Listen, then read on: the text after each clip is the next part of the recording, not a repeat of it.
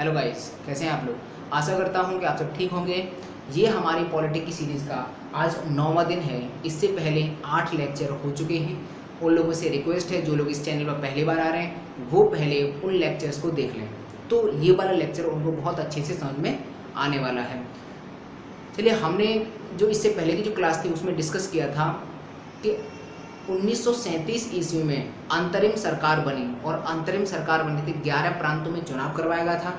11 में से 9 प्रांतों में कांग्रेस की सरकार बनी थी, इसलिए अंतरिम जो सरकार बनी थी वो कांग्रेस की बनी थी। भारतीयों को जबरन द्वितीय विश्व युद्ध में शामिल कर लिया गया था अंग्रेजों के द्वारा। इसके विरोध में कांग्रेस ने 22 दिसंबर 1939 ईस्वी को अपनी 9 प्रांतों में बनी सरकार से इस्तीफा दे दिया था। इस दिन को 22 दिसंबर 1939 ईस्वी, इस डेट को जो मुस्लिम लीग था उसने मुक्ति दिवस के रूप में मनाया था, क्योंकि मुस्लिम लीग नहीं चाहती थी कि कांग्रेस की सरकार बने। ठीक है, उसके बाद द्वितीय विश्व युद्ध प्रारंभ हो गया है। द्वितीय विश्व युद्ध के दौरान अंग्रेजों की जो स्थिति है वो बहुत ज़्यादा दयनीय हो गई थी। अंग्रेज द्वितीय विश्व युद्ध में फंसे हुए थे।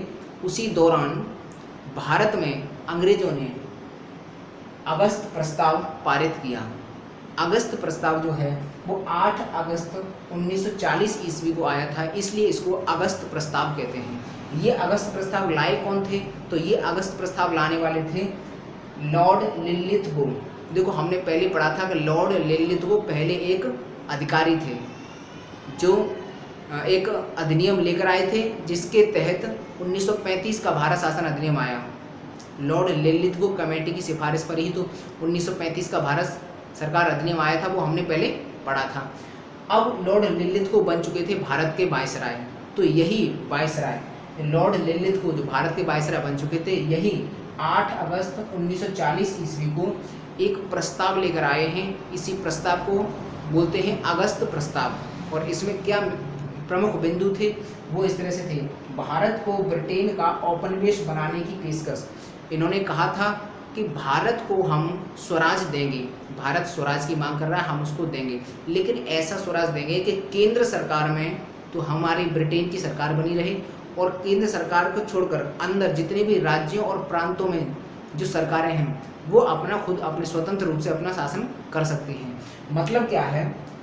इसका मतलब है कि अगर ये है भारत गवर्नमेंट, ये है इंडिया, ये भारतीय गवर्नमेंट है, इंडियन गवर्नमेंट, तो इसके ऊपर ये बैठी है ब्रिटिश गवर्नमेंट। मतलब उनका मतलब कहना ये था कि इंडियन गवर्नमेंट ब्रिटिश गवर्नमेंट रहेगी केंद्र सरकार में और इंडियन गवर्नमेंट रहेगी राज्यों में। इसको बोलते हैं औपनिवेश। तो यही कहा था कि भारत को ब्रिटेन का औपनिवेश बनाने की पेशकश, भारत को ब्रिटेन का औपनिवेश बनाने की पेशकश की गई थी।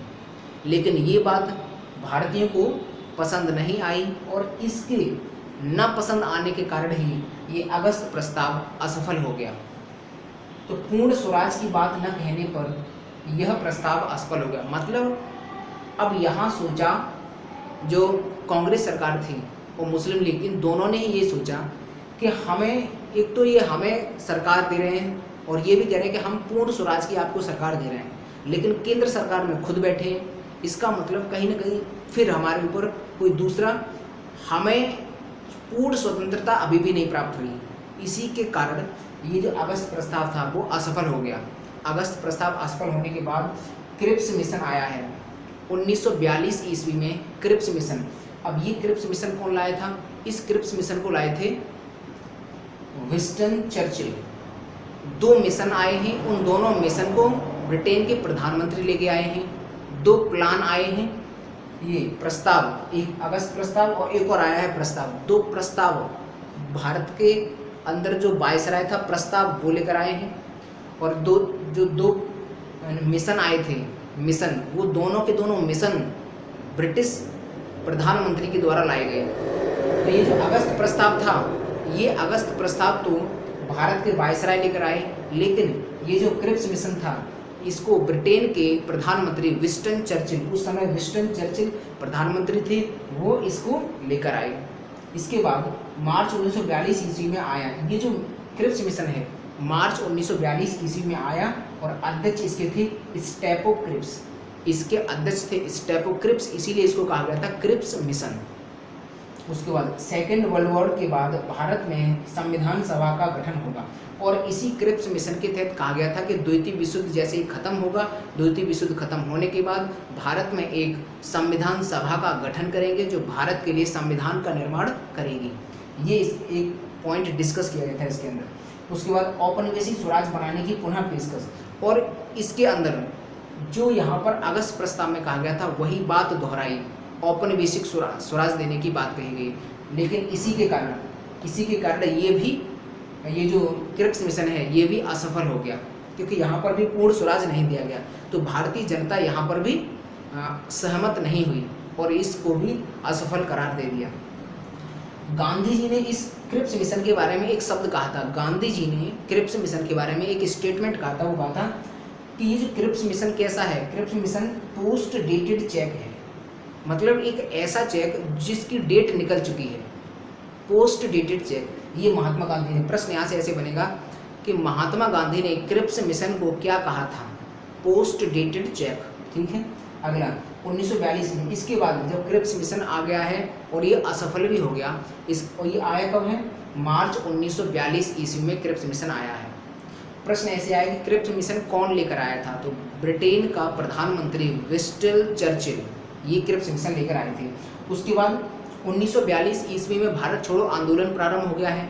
तो भारत छोड़ो आंदोलन प्रारंभ होने के दौरान अंग्रेजों के खिलाफ आंदोलन स्टार्ट हो गई कि अंग्रेजों भारत छोड़ो, गो बैक टू इंग्लैंड, इस तरह से नारे लगाए जा रहे थे। इस 1942 के भारत छोड़ो आंदोलन के तहत अंग्रेजों की हालत बहुत लगातार खराब होती जा रही थी। उन्हें ऐसा लग रहा था कि अब हमारा भारत में ये अंतिम स्टेज चल रही है, अब हमको यहाँ से जाना ही पड़ेगा। तो इसके बाद 1945 ईस्वी में भारत के वायसराय, 1945 ईस्वी में भारत के वायसराय बन चुके थे लॉर्ड बेबेल।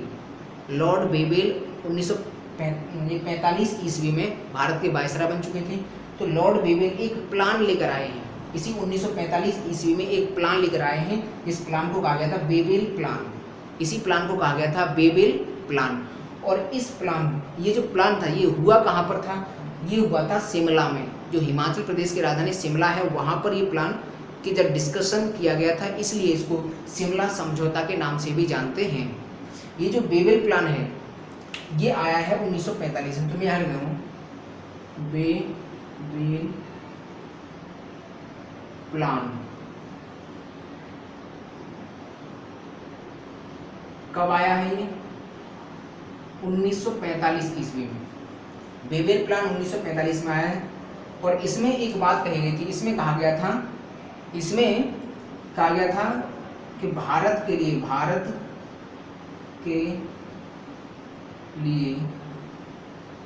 एक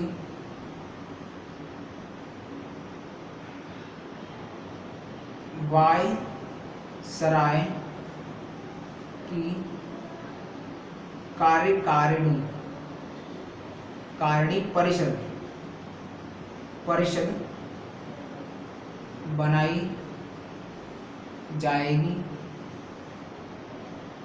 जिसमें मुस्लिम बराबर हिंदू। इस 1945 ईस्वी के बेबेल प्लान में ये कहा गया था कि एक कार्यकारी वायसराय की कार्यकारिणी परिषद बनाई जाएगी और उस परिषद में जितने मुस्लिम होंगे उतने ही हिंदू होंगे, मतलब हिंदू और मुस्लिम दोनों बराबर होंगे। लेकिन ये भी असफल हो गया था। असफल इसलिए हो गया था क्योंकि यहाँ पर ये जो मुस्लिम हैं ये मांग कर रहे थे कि मुस्लिमों का नेता मुस्लिम ही चुनेंगे, ये ऐसी मांग कर रहे थे। लेकिन यहाँ पर जो कांग्रेस थी, कांग्रेस इस बात से नाखुश थी, कांग्रेस ने इस बात से सीधा मना कर दिया। तो इसके कारण कांग्रेस और मुस्लिम लीग में विरोधाभास होने के कारण ये 1945 ईस्वी का बेबेल प्लान भी असफल हो गया। अब इस बेबेल प्लान के बाद 1946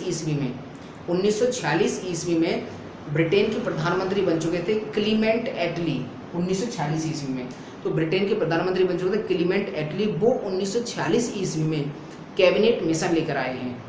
ब्रिटेन की संसद से 3 कैबिनेट मंत्री भारत में भेजे हैं, उसको कहा गया था कैबिनेट मिशन।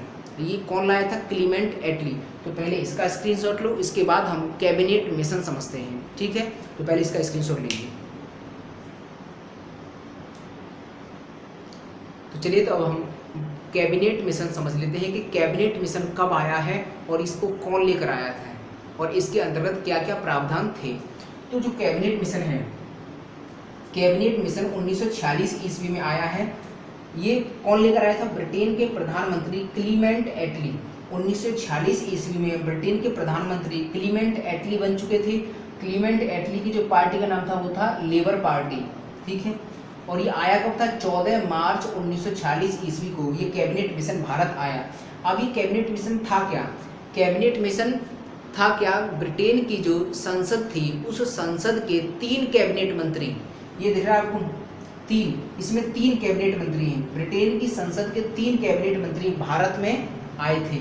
ये जो लाल रंग का दिखाया ये अध्यक्ष है और इसका नाम है पैथिक लॉरेंस, और ये 2 हैं इसके और सदस्य। इसका नाम है एबी अलेक्जेंडर और एक इसमें था स्टेपो क्रिप्स, वही क्रिप्स मिशन वाला स्टेपो क्रिप्स। तो ये 3 थे, ब्रिटेन की संसद के 3 एक कैबिनेट मंत्री थे, भारत में आए थे 14 मार्च 1946 ईस्वी को कुछ अपनी बात लेकर। तो उसी बात को कहा गया था कैबिनेट मिशन। अब इसके अंतर्गत क्या कहा गया था? संविधान सभा का गठन।